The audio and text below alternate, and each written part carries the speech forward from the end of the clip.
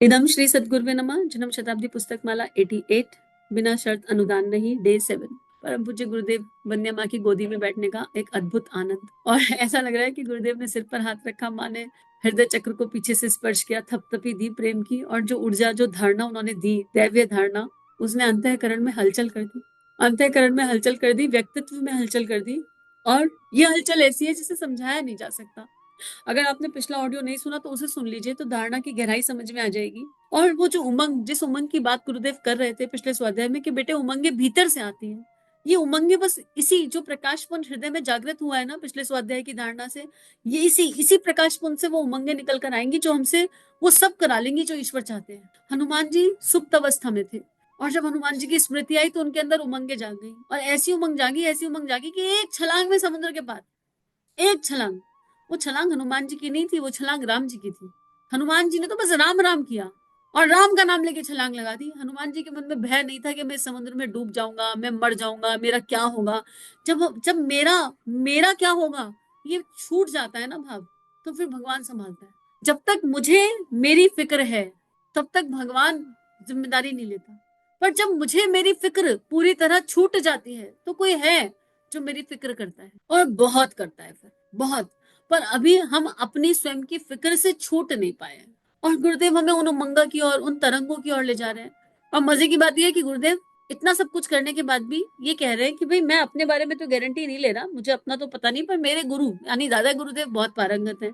तो किसी हमारे जैसे किसी नादान बच्चे ने पूछा कि अच्छा अब की बार हिमालय जाओगे तो हमको भी ले जाना हिमालय में, फिर उससे क्या होगा, आप हिमालय ले जाना, हमें दादा गुरुदेव से वरदान आशीर्वाद दिलवा देना। तो गुरुदेव यहाँ क्लियरली कह रहे हैं कि बेटे वरदान आशीर्वाद दादा गुरुदेव नहीं देंगे, मैं हिमालय भी ले जाऊंगा, तुझे दादा गुरुदेव से मिलवा भी दूंगा, लेकिन वरदान आशीर्वाद की स्थिति नहीं है, क्योंकि मिल भी जाएगा तो पचा नहीं पाओगे, पेट खराब हो जाएगा, ऊपर नीचे हो जाएंगी, हार्ट बीट, दिमाग में गर्मी चढ़ जाएगी। और ऐसी स्थिति आ जाती है जब कोई कोई ऐसा हो ना जो बहुत ज्यादा जप कर ले, बहुत ज्यादा जप कर ले, लेकिन उसमें चिंतन ना हो, आराधना का संपुट ना हो, भावना ना हो, तो वो जब इतना ओवरडोज हो जाता है, ओवरडोज हो जाता है कि इतनी एनर्जी हो जाती है, इतनी एनर्जी हो जाती है कि वो संभाले नहीं समझती। तो अर्जुन के साथ भी तो यही हुआ, भगवान श्री कृष्ण के विराट स्वरूप को देखने की शक्ति नहीं थी, दिव्य दृष्टि देनी पड़ी, भगवान की दृष्टि से ही भगवान को देखा जा सकता है। तो गुरुदेव ये कह रहे हैं कि अनुग्रह, अगर तुम्हारी पाचन शक्ति हो जाए, तुम्हारी हाजमा शक्ति हो जाए, तो हिमालय जाने की जरूरत नहीं, अनुग्रह घर बैठे बैठे मिल जाएंगे। और मिले तो परम पूज्य गुरुदेव के कक्ष में दादा गुरुदेव प्रकट हो गए। तो क्या हमारे जीवन में नहीं प्रकट हुए गुरुदेव?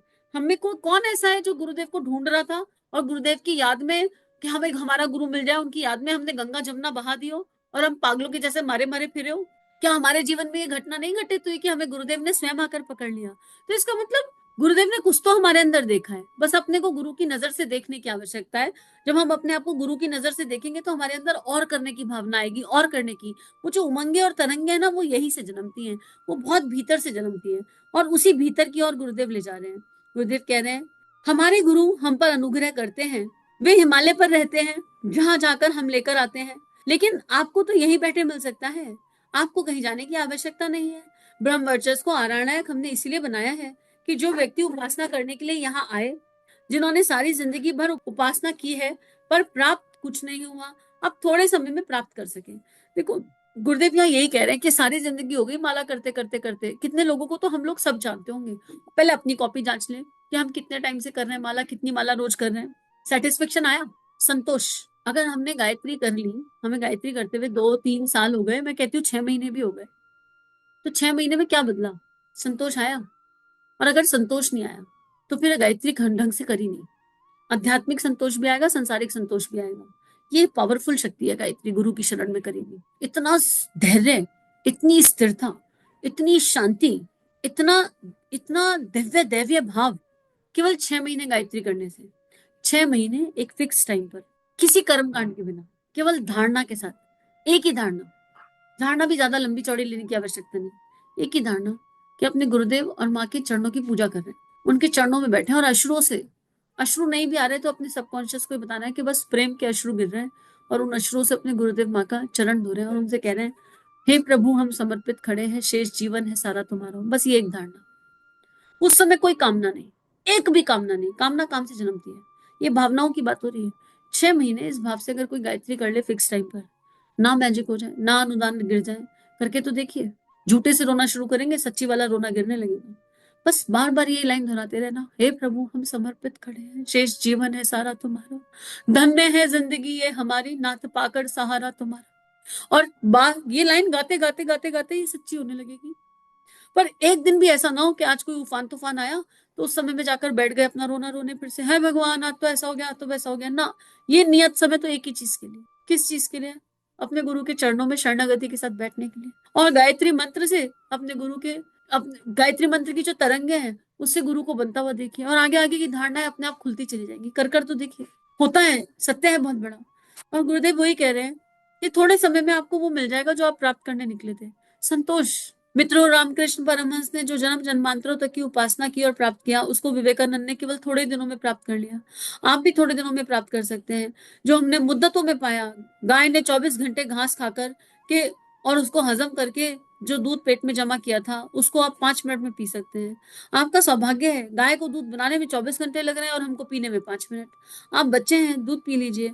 गाय ने उसे 24 घंटे में तैयार किया, बेचारी दिन भर घूमती रही, घास खाती रही, तद कहीं जाकर दूध जमा किया, आप उसको पी लीजिए। यह आपका सौभाग्य है, आप दूध पी सकते हैं। लेकिन आपको इलाज तो इतना तो करना ही पड़ेगा कि गाय का दूध पीने के लिए आपको गाय के बच्चे के समतुल्य होना पड़ेगा। हमारे परम पूज्य ने, हमारे गुरुदेव ने 24 साल नहीं, कई 3 जन्म तो हमें पता है, अपने 3 जन्म खपा दिए। और इस जन्म को देख लो तो इस जन्म में 13 साल की छोटी सी नन्ही सी उम्र में अपने बच्चों को इमेजिन करिए, 10 12 13 साल का, अल्लड़ से खेलते रहते हैं, समझदारी भी नहीं आती।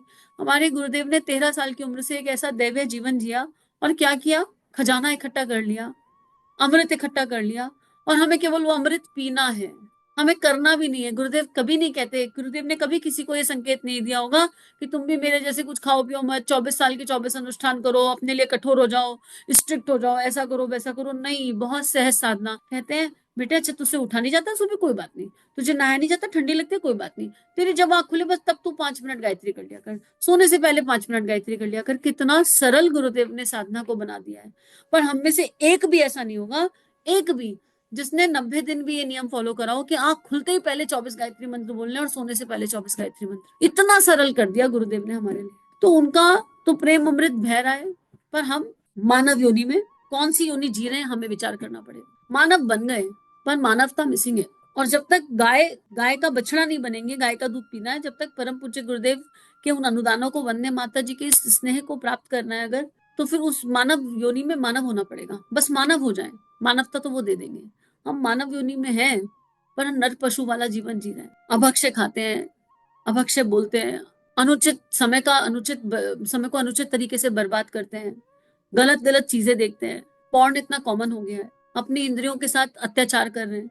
इतनी दैवीय इंद्रियां मिली थी इनको, जाने क्या क्या विषय देकर इनको फंसा दिया, इनको उलझा दिया, फिर इन्हीं को दोष देते हैं और पूरी दुनिया को अपने अपने दुखों का दोषी बताते रहते हैं। इस वृत्ति के साथ भगवान नहीं मिल पाते। ये सारी वृत्ति में सुधार करने की आवश्यकता है। और इसी के लिए अगर ये सुधार कैसे करना है, इस कोई ये पूछना चाहता है तो ये 88 नंबर की पुस्तक है, 88 नंबर, गुरुदेव के प्रवचन का 88 नंबर का 7वां ऑडियो है। थोड़ा पीछे चले जाओ, थोड़ा सा सुन लो, 4 5 किताबें लिस्ट में से उठा लो, कोई एक उन 4 5 में आपके लिए कुछ हो, सुनकर देखो, मिल जाए। गुरुदेव तो सब लिख कर गए, एक एक चीज लिख कर गए। और इस स्वाध्याय में सिंपल सूत्रों से, इस स्वाध्याय में गुरुदेव ने क्या क्या मैजिक किया है, जो मेरे साथ तो हो रहा है, कि जो गुरुदेव लिख रहे हैं ना, उसको जीना कैसे, उसके सिंपल टूल्स और टिप्स दे रहे हैं कि ये करना ही है, कैसे करना है, ऐसे करके देख लो, ऐसे हो जाए। करके देखना हमारे हाथ में है। आप गाय के बच्चे के समतुल्य होते हैं कि नहीं? अगर होते हैं तो विश्वास रखिए, आपको वह सब कुछ मिल जाएगा जो एक साधक को मिलना चाहिए। इस शिविर के साथ हमने ब्रह्मवर्चस्व की साधना को भी जोड़कर रखा है। इसमें कुंडलिनी जागरण भी है और इसी में है। ये गुरुदेव, ये उस शिविर की बात मत सोचना जो उस समय घटित हुआ जब गुरुदेव थे। इस पूरी किताब में जो लिखा है, अगर उसे जी लिया तो कुंडलिनी जागरण दूर नहीं है, ब्रह्मवर्चस्व की साधना दूर नहीं है, पंच कोशों का अनावरण भी इसमें शामिल है, इसमें भगवान का साक्षात्कार भी शामिल है, इसमें मनुष्य के भीतर विद्यमान आत्म तत्व का ज्ञान होना भी शामिल है। और इसमें है, इस एक किताब में वो सब कुछ है, जीकर देख लीजिए। जो धारणा कल गुरुदेव ने दी है वो इतनी पावरफुल धारणा है, कुछ नहीं ना, अपनी आवाज में उसको रिकॉर्ड कर लो, अपने लिए याद ना रहती हो, और उस धारणा के साथ केवल केवल 20 25 मिनट गायत्री मंत्र कर लो। इस किताब में ये सारी चीजें हैं, बशर्ते मेरे पास मेरी इच्छा नहीं होनी चाहिए। क्या करेंगे, कुंडली जागृत हो गई, चलो अच्छा इमेजिन करो कुंडलिनी जागरण करना है, चलो ठीक है कर लिया, गुरु जी हमारी कुंडलिनी जागरण कर दो, उसके बाद क्या, उसके बाद भी तो गुरुदेव का काम ही करना है ना। तो क्या करेंगे कुंडली जागरण करके, लोगों को बताएंगे हाय हमारी कुंडली जागरण है, कहेगा दिखाना टॉर्च मार के। जिसकी मतलब कुंडली जागरण हो भी गई तो इसका प्रमाण देते फिरेंगे लोगों को, क्या बताएंगे लोगों को, हमारी कुंडली जागरण हो गई, तो कहेगा अच्छा दिखाओ कहाँ है।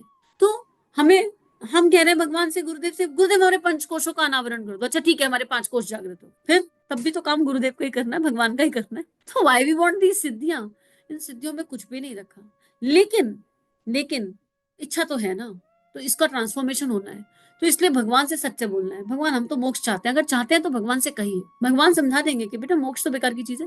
मैं किसी को दोष नहीं दे रही हूँ जिन्हें मोक्ष की इच्छा है, भाई ठीक है आपकी इच्छा है, आपके अंदर भगवान ने डाली है, पर वो ना जो ढोल जैसे बजाया जाता है वो वैसे बताता है, सीधी बात है।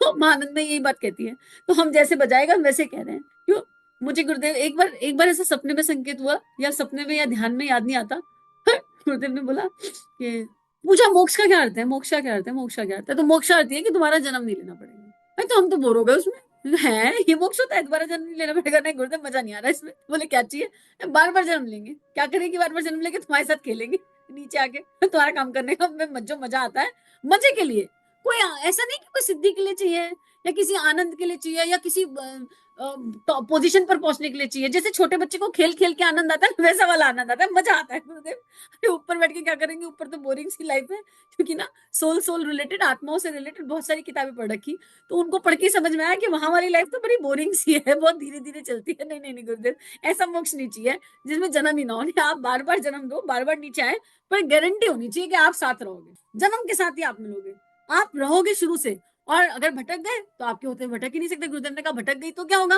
मैं कहा फिर आप किस काम के, आपके होते हम भटक कैसे सकते हैं, लगाना 2 डंडे, खींच के वापस ले आना। भगवान से कहो कि हमें सारे बंधनों से मुक्त कर दो, अपने बंधन में बांध लो, क्योंकि हमें बंधना पसंद है, हमारी वृत्ति है बंधना, मानव है ना, हमारी वृत्ति है बंधना। भाई संसार आंख है, आंख का काम है देखना, तो अगर मानव देह में आया ना, तुम्हारी वृत्ति है बंधना।